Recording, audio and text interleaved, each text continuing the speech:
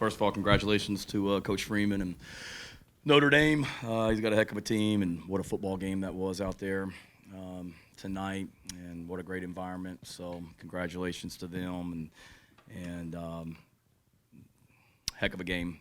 Certainly we had our opportunities. When you score twice on defense, you ought to win the football game, and had some sloppiness out there certainly at times, but just so proud of our football team.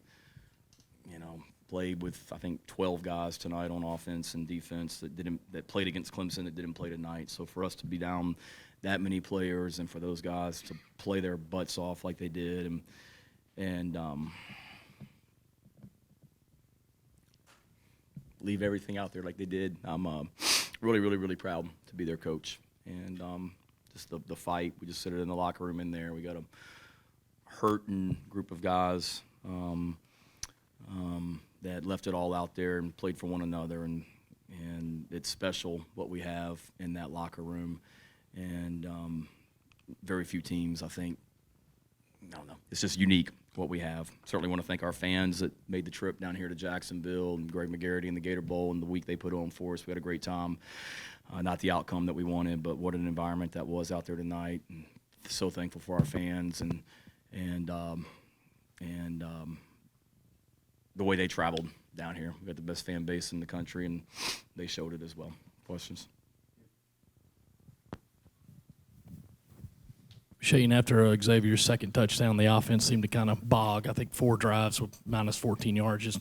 Did they throw something different at you? Was it just guys not executing? What happened, though? Yeah, just kind of they didn't do anything different. We just didn't perform as well as we needed to. Had an opportunity there after the interception that Nick Barrett got, plus territory. I think we're up 1 score at that point. I mean, we got to punch that in for 7 at that point. And no, I mean, they did. They give them credit. I mean, they got a good football team. They kind of did what they do, and we got beat out there on the perimeter a couple times on some perimeter plays, and just didn't execute as well as we needed to.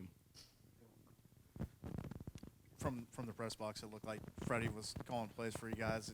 Can you confirm that, and what sort of went into the game plan? Yeah, it was a group effort. The whole staff was doing a great job. Freddie and Nick Coleman did a great job throughout the game doing stuff along with the rest of the offensive staff. Freddie and Nick were in the office while most of the staff was out on the road recruiting, so they were able to really do a great job of putting the initial game plan together, and then there was great collaboration on the headphones today amongst the entire offensive staff. And just kind of following up, and how difficult was it to try to put a run game together when obviously you're missing some pieces and they've got it's tough, no excuse. I mean, they're good up front. They're hard to run the football on. We were able to pop some runs in there early and not well enough, consistently enough, and losing Nate Atkins. I think we lost him in the third quarter for the rest of the game, and that was really, really, really, really, we didn't have really we had one tight end coming into the game essentially, and we lost him to an upper body injury in the second half, and that not to make excuses, but that certainly, affected our ability to do some things in the run game as well. Shane, what can you say about the overall progress this season, what it means for your program, and can you say a little bit about Kai Kroger today and overall this season? I would hope the progress that we've made is extremely evident with what we've done to this point. Everybody, that's why we put so much into this season, Gene. That's why that locker room's hurting like they are right now. But to be a team that was 1-2, and then to win 7 out of 9 games, to beat Kentucky for the first time up there and forever, to beat Texas A&M for literally the first time ever, to beat back-to-back top 10 teams in back-to-back weeks as an unranked opponent, which was the 7th time that's only happened in the history of college football, to come down here and play our asses off, excuse my language. My daughter back there is going to be extremely mad at me, but to play our rear ends off today like we did, and to just, we had guys at halftime, Gene, just the things they had to do at halftime to be able to go back out there and play in the second half. I would hope that it's very evident, the progress that we've made. And Eric Douglas said it to you guys in that press conference yesterday, that we've laid a great foundation, but this program's just getting started, and he's exactly right. We're not happy about the outcome today, but to be sitting here and playing in a bowl game like this with a chance to win a ninth game when 2 years ago when we took over with this program. Certainly we were a long way from having a chance to win 9 games in Jacksonville in the Gator Bowl. And then Kai was awesome. We got to be better on the punt team. Had too many mechanical issues today and a couple penalties, and they lead the country in block punts. So we were, trying to – it was kind of a cat and mouse game out there, and they certainly got us on a couple of them with delay of games. But Kai did an awesome job of controlling field position, and then another fake for a completion/touchdown as well. So that's something we've been working since literally last year, and finally got an opportunity to call it that fake field goal. Hey, Coach, what were your thoughts on that fake field goal that ended up being the touchdown? Why did you call that at that point in time? And, that was your own spin on Beamer ball?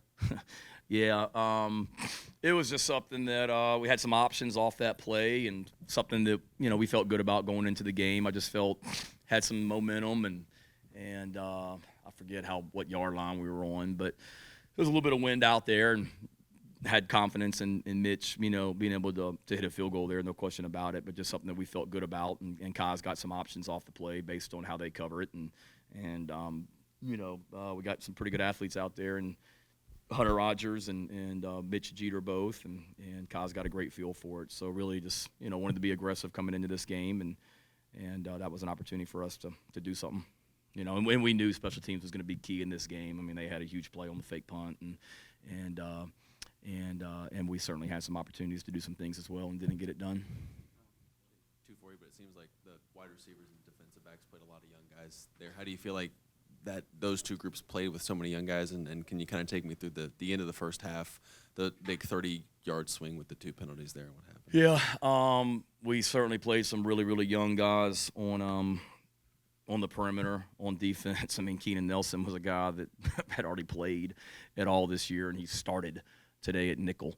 And then O'Donnell Fortune and Marcellus Dial Sells played a lot of snaps, but OD hasn't a ton. And I mean, we started 3 true freshmen in the secondary today with DQ and Nick and Keenan, and those guys did a great job. And then on the perimeter as well. I mean, we went into this game with knowing that Leggett, Juice, AB, and DK were going to be our top 4 receivers, and after that, it was going to be a combination of Peyton Mangrum, who's primarily been a special teams guy for us, Landon Sampson, who really I don't even think he's played, and then Omega Blake, who really hasn't played. So those guys got in there and battled and got thrown into some tough situations for sure, but certainly did a great job. And then the end of the first half,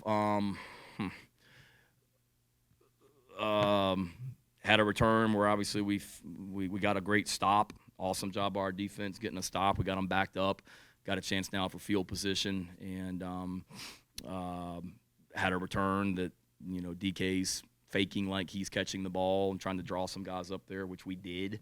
Pulled their gunner off DK, and then got a return started with AB. And, I didn't see the replay, but I thought it was a tough call. I mean, if DK wanted to blow the guy up, he would have blown the guy up. DK's teaching what we teach, that technique.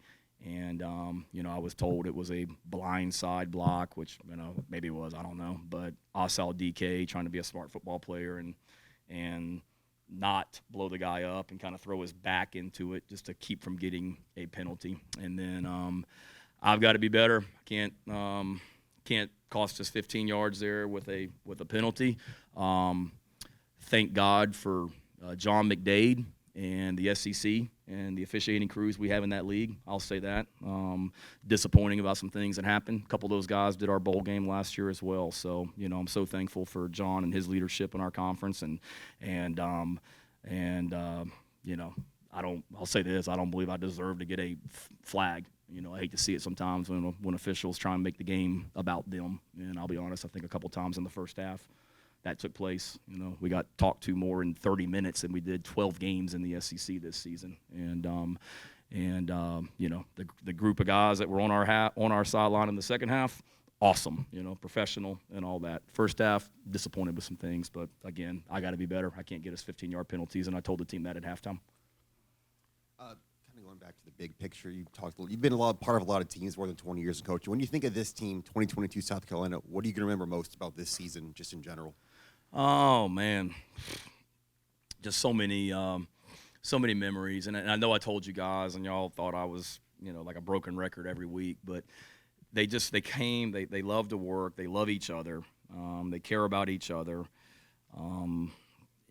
We had a hour and 15-minute team meeting last night of just guys, just the seniors talking about what people mean to them, and the players talking about what the seniors mean to them and whatnot. And it's a group that just loves to work. And when I told you guys every single Sunday night that they just came to work every single Sunday, win or lose, they did. And we never had to motivate them to go practice hard, or never had to motivate them to get out there and go back to work. They love to compete. They love to work. They don't complain. We had some awesome practices this month, and that's what I'll remember. And just when we had adversity this season, we always responded. And we lost two of our first 3 games, and I'm getting asked about the give up and stuff like that on this team. And what did we do? We responded and won 7-9, like I said, and got a bunch of fighters. And anytime we lost a game, we always, came right back and responded the next week. It just says it all for us to play like we did against Florida, and then come back and do what we did the next week against Tennessee. It's just a group of guys that believe in each other and love one another, and I hope that showed. And I hope our fans, and I believe they do, can appreciate our team and the passion and joy they play with. And we need to. Tonight, I needed to coach better, and we needed to perform better in a lot of areas for sure, because I wasn't good enough. Buckner, their quarterback, hadn't played in a while. Yeah. How different did he look today than with the little film that you did have on him, and how does he change them with that mobility versus what they had? Yeah, he's a good athlete. He was the starting quarterback at the beginning of the season for a reason, and I know how talented Drew Pine is. When I was at Oklahoma, we recruited Drew Pine like crazy and were crushed when we didn't get him. And so I know how talented Drew is. But so for Tyler, I don't know him, but for him to be named the starting quarterback going into the season kind of tells you everything you needed to know about him. And I don't know the severity of his injury that he had at the beginning of the season, but what a tough kid he is to go out there and run the ball like they did tonight. They made some nice calls with him, and he's a good athlete. He made some big-time throws, and they certainly caught our young DBs and some plays that were tough on us, and he did a great job of capitalizing on it as well. But he didn't look a lot different, to answer your question. He looked good the first 2 games, and he obviously played well tonight. Shane, can you tell us a little more about DQ and the season that he had, a true freshman? Played right away and showed a penchant for making some big plays for you. Bless you. Yeah, DQ's awesome. Him and Nick both to come in as true freshmen from right in Columbia and not be recruited at all.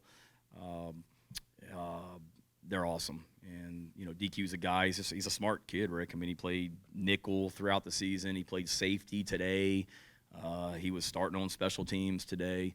Same thing for Nick. Those guys continue to get better each and every week, and they're big-time players, and excited that they're just freshmen. We got a lot of young players that played out there today, and they're only going to continue to get better. Okay, I'm sure that's a hard moment at the end there to get that unsportsmanlike that makes that 4th down so much longer. Just kind of what is the message to the guys after, you have a game kind of end unsatisfyingly like that? Well, on that one, I don't know I know they had the personal foul, unsportsmanlike, earlier in the drive that gave us 15 yards, and I didn't see exactly what happened. I think they were being pretty aggressive with Spencer on the ground, and official said he didn't see that. But regardless, they're usually going to catch the second guy, so we got to be smarter there and not come in there and retaliate and get a 15-yard penalty there. But, they made the call, but that can't happen. We've been a disciplined football team, and we told the team coming into the game, Emily, that in bowl games it's like a first game because there is such a long layoff, whether it be special teams plays. You saw that today, missed tackles, but penalties especially. And we pride ourselves on playing smart football, and we did today. We didn't retaliate a couple times, and they got 15-yard penalties, but certainly that's a critical one when you're in plus territory, and then you get an intentional grounding. I guess it was back-to-back plays, intentional grounding, and then a late hit, unsportsmanlike. That's a tough way to finish for sure. Shane, it's obviously emotional ending a season the way that does like that, but when you look at kind of what you're saying, the progress from year one when you guys take over in December 6th, 2020, I guess, to now. What does that look like, and where do you feel like you guys are right now as a program, and what was accomplished over those 2 years? Yeah, we've accomplished a lot to come in, and very few people, I think, thought in 2021 that we'd finish the season in a bowl game, and we finished the season in a bowl game, in a bowl victory in Charlotte last year. There's a lot of people that probably didn't think that we had a tough schedule this year, and people didn't think we may be in a bowl game this year. Not only did we get in a bowl game, we won 8 games, and nationally ranked coming into this game. So we made a ton of progress, and it's just the beginning. Certainly the depth is not where it needs to be, right now, and the way that the young men that we have in our program, the people that we have in our program, the way that we're recruiting right now with the signing class that we just put together that signed in December, and the head start that we're on in the 2024 class and all that as well. We're Eric said it yesterday in that press conference. I mean, we're headed this way, and we're just getting started. For sure, it's a journey, and today was a bump and a loss that really hurt. But we got the right people in our program. You can tell that by the hurt that's in that locker room right now. There's not many dry eyes, to say the least. Hey, Coach, Spencer Rattler, last 3 games played extremely well. Today's numbers weren't quite as gaudy, but he made a lot of big-time throws. What do you think has allowed him to finish the season the way he has? He's a great player. He's a competitor. He's a great young man. I thought I don't know what his stats were in the second half, but I know at halftime he was lighting it up, and was like 21 of 25 or 6 or something, I think, at the half, and certainly had some pressure, and we got to help him with some of the throws in the second half. But he's a heck of a football player that continued to get better as the season went on, and certainly was a catalyst to us having the success that we had throughout the season as well. Thanks to, again, Greg McGarrett and the Gator Bowl, everyone at the Sawgrass Marriott that we stayed this week. They were awesome. It's been a first-class experience. I want to send my thoughts and prayers out to the family of Joe Taylor in South Carolina. Died unexpectedly yesterday, and tragically.